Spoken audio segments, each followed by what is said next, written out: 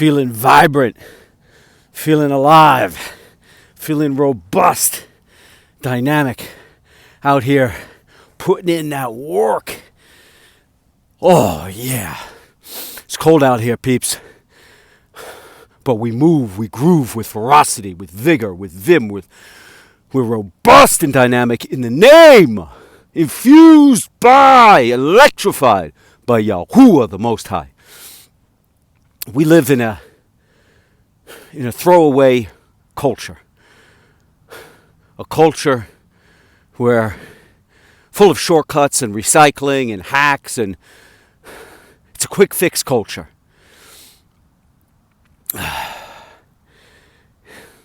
Much like this illusion is temporal, so is the way we conduct ourselves in many instances. And there's this moment when Yahusha, Son of the Most High, Hamashiach, the Messiah, Yahusha the Most High, who breathes life, who brings all things into existence, he who creates, the Most High who creates, manifests in the flesh as the Son, Yahusha, the Most High, Yah-Shah, who saves, who delivers, who redeems. And there's this instance where, one of many, where the Pharisees, the lying, hypocritical Pharisees that worship with their lips, not with their hearts, they're constantly testing him, trying to trip him up. You'd think they would try to learn from him and just ask questions to decipher whether or not he's the Messiah, because if he is, Baruch Yahuwah, bless Yahuwah, Hamashiach has come. How much joy would you have knowing this? Instead, what they see is a threat to their dominion and power over mankind on earth. And so they're full of plots and conspiracies. And so they try to trip him up constantly not with genuine questions, with trick questions, trying to ensnare and trap him. What a joke. Yahusha sees right through them, sees the calculations in their mind. As they say to him, as they ask him, is it good? Or under what circumstances is it good? Or can a man put away his wife for any reason? Can a man divorce his wife for any reason? And Yahusha says to them, do you not know what is written?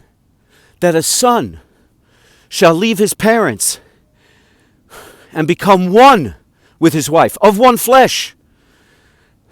And he says, let no man undo what Yahuwah has joined. Let no man separate what Yahuwah has joined. Let no man undo what Yahuwah has made one. And so these hypocrites say to him, well then, and here's their little trick question, here's their trap. Well then, why did Moses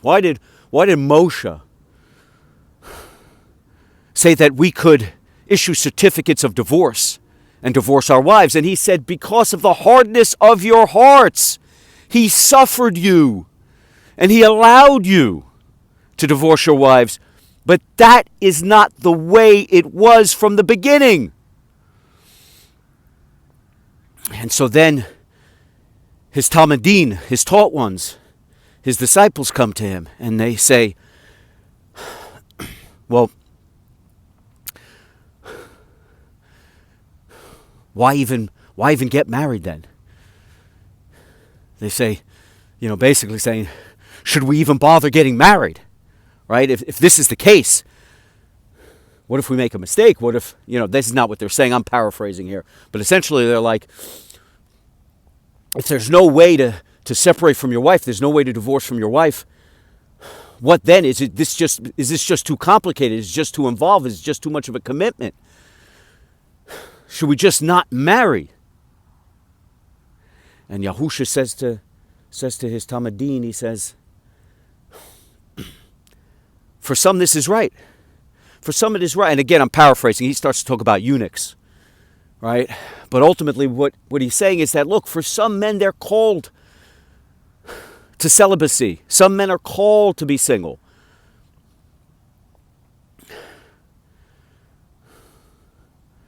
For those who receive that word, it is right for them. But it is not right for all. But for those who receive it, then this is the life they lead. A life of celibacy, a life of being single, a life where they do not marry and do not join as one with a wife.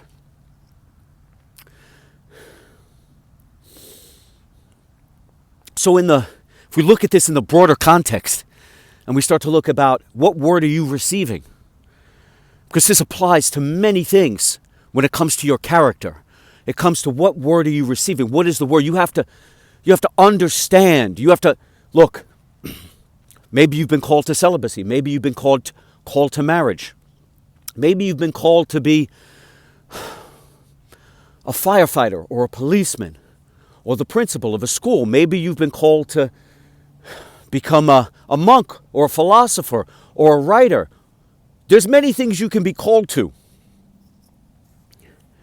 Nothing more important than when you receive the word of Yahuwah, Yahusha, because when that calling happens and you commit yourself, that is one commitment you do not break.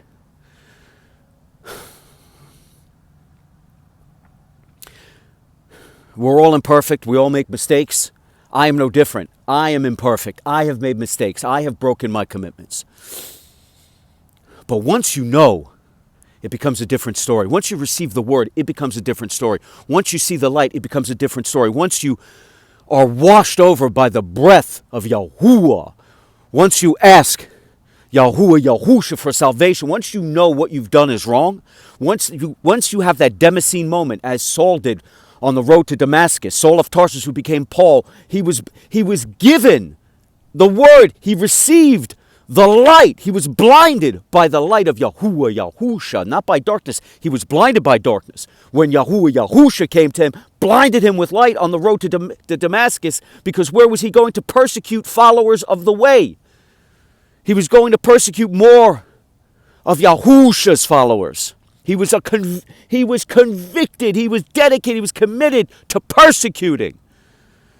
He was a Pharisee, he was dedicated to the laws and traditions of man. And he did not believe that Yahusha was Hamashiach until he was blinded on the road to Damascus. And in that Damascene moment, Yahusha blinds him and says to him, calls out to him. This is many years after Yahusha has passed on. Yahusha says to him, calls to him and says, Paul, why do you persecute my children? And Paul turns around and becomes the staunchest of followers of the way.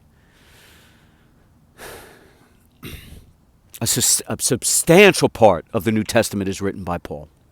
Many of his letters, many of his teachings are profound. I love the teachings of Paul.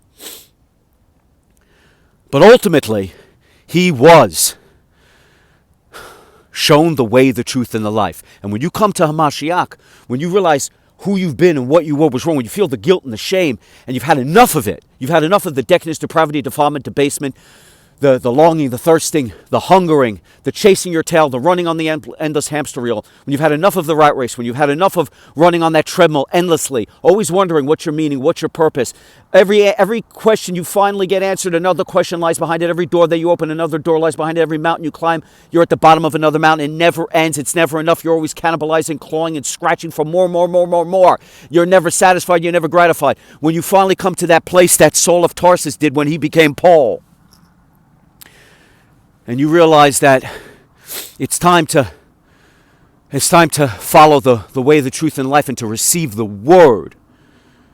And he washes over you, Yahusha, and asking for salvation, you're instantly baptized in the set-apart spirit, the Ruach HaKodesh. The breath of Yahuwah floods over you like a tsunami, heals your heart, purifies your heart, makes your heart righteous, true, sanctified, and steadfast. And you are baptized in fire. Baptized by the set-apart spirit, baptized in fire. And that fire is what purifies all the toxins, all the poisons, all the evil, all the sin that you've lived with. And you're revised, refreshed, renewed, reconstructed, and reborn once again in his image as we were when we were originally perfect and made wonderful as a creation, as a child of Yahuwah. Before we were misled and deceived by the serpent, now we have a chance once again to follow the path on the way back to the kingdom to come. The new paradise, the new world, the new universe, the reign, where there is no more misleaders, deceivers, psychic vampires, negative influencers, haters, detractors, corruptors, evildoers, evil whisperers, no more Hashatan, Satan, Lucifer, or demons, no more depravity, decadence, defilement, debasements, no more war, misery, pain, or suffering, no more illness or disease or murder or death. Just everlasting life, everlasting love, everlasting healing, everlasting joy, everlasting peace, and where we can love Yahuwah, Yahusha, because he is come again, manifested once again in the flesh, and he lives amongst us, and we can love him with all our hearts, souls, minds, and strength in a manner that pleases him most, because we are perfect once again. And in doing so, in receiving this word and seeing the path that you are now compelled to travel, because you're living with the Ruach, just as Paul did. You're living with the Ruach HaKodesh in you, compelling you, guiding you, the light shining on that narrow path, same light that now lives within you, the same light that shines down on you, illuminates, emblazons the trail to the narrow gates that lead to the kingdom to come. Now you know. Now you know. Now you've received the word, and now your commitments mean something. Now the way you conduct yourself means something. It was one thing before when you stumbled around in the darkness, and maybe you gave your word. Maybe you divorced. Maybe you broke your promises. Maybe you broke the commitments you made. Maybe you lived a life of defilement, decadence, depravity, debasement, evil, and sin, filled with cheap highs, cheap thrills, cheap titillation. Many of us have been there. I've been there. I've done it. Been there, done that, got the t-shirt. But now, in understanding the way, the truth, and life, now in receiving the word, it's a different story. Once you receive that word, you have the strength of your convictions. You have the strength, guided by the Ruach HaKodesh, to live up to the word that you receive, and you will know the word that you receive. You will know the path that you have to travel. You will understand what your meaning is, what your purpose is, and you will never turn your back on that. You can't, because you understand the perfect commandment, the one from which all things spring, the one from which all wholesome comprehension and understanding comes from, the one commandment from which all the other commandments spring, which is to love Yahuwah with all your heart, soul, mind, and strength. Love your fellow man as you love yourself, and in living as an example for your people, you will no longer break your word. You'll be compelled to live up to your commitments. You'll be compelled to follow the way, the truth, and the life. And you'll extract yourself. You'll become set apart from this throwaway culture, from this quick fix culture, from this anything goes culture, from this culture filled with shortcuts and hacks and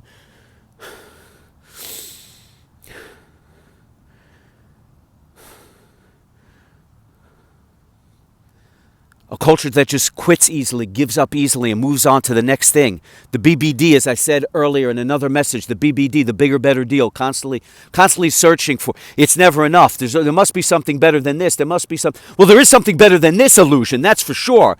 The problem is we get caught up in this trap, in this throwaway culture, in this do-over culture, in this recycling culture, in this quick fix culture, in this culture where it's okay to break your word, break your commitment, and just move on, because we're invested in this culture.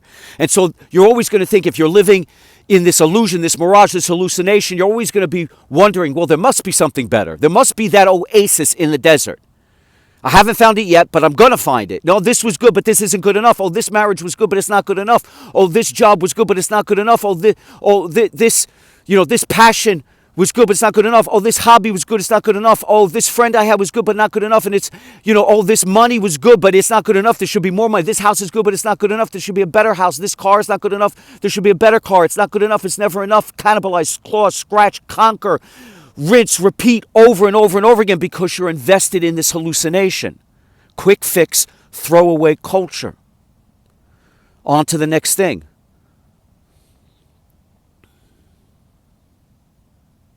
And it's never going to be enough, because the mirage is never real. The oasis in the desert that you search for is just that. An oasis in the desert that doesn't exist. And it looks pretty. It looks beautiful. The water looks crisp and blue, and the palm trees around it look beautiful, and it looks like paradise. and you've been dying of thirst, you've been scratching and clawing in this desert for days on end, for weeks on end, for months on end, for years on end, for decades on end, and you finally get there. You finally get to your mirage, and you finally get to that cool. Your throat you're parched. It's like sandpaper in there. Your mouth is dry. Your lips are cracked. You haven't had a drink in decades, and finally you come to the beautiful blue, crystal blue, beautiful, wet, cool, crisp water. And as you cup it in your hands and it glistens under that hot sun, and you start to drink from that cool, crisp water, you find that you're drinking nothing but sand and you're choking on it because it isn't real. There is no bigger, better deal. It's never enough because it is never enough, because this life will never gratify you, never fulfill you. It's an illusion. Wake up. This is not the real. When you come to Yahuwah Yahusha, you will see the zeros and the ones behind it all. And although this is a hallucination, what you do here matters. It's a test.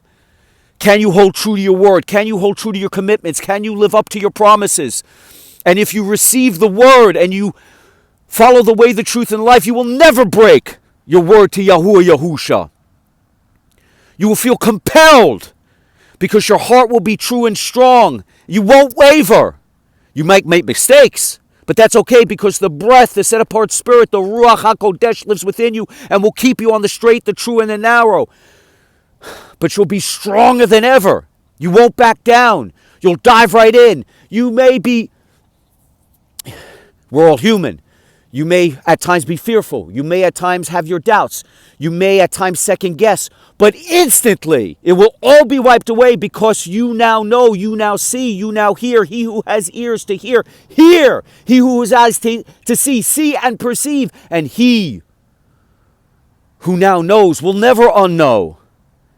And so the instant you waver, the instant you feel frustration, the instant you second guess, you're instantly brought back to truth, the way, and the life, because you are blessed. The Ruach lives within you. You're a child of Yahuwah Yahusha. You're stronger than you know. You're better than you know. You're more powerful than you know, because you have the wind of Yahuwah at your sails, and He is guiding you now.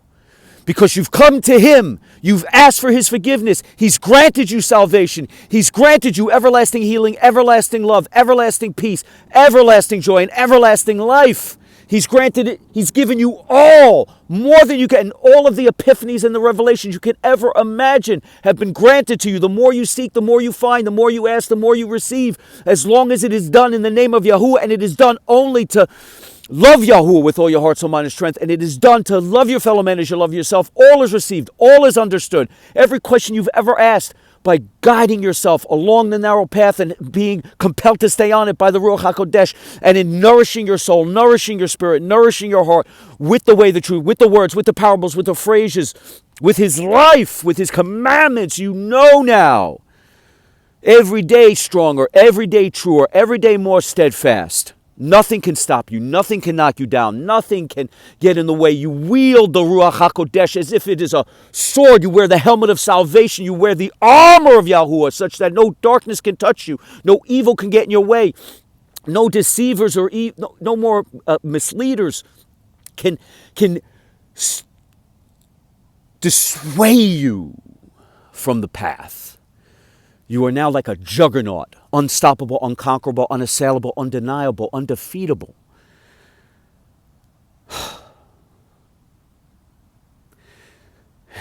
And you will come to know the true strength of your convictions, the true power of your commitments, and the honor of your promises. And you will live up to them, because you will be compelled to. Because now you have a righteous, justified, and sanctified heart.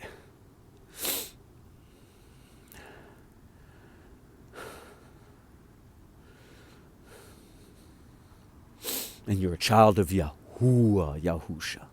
Baruch Yahuwah.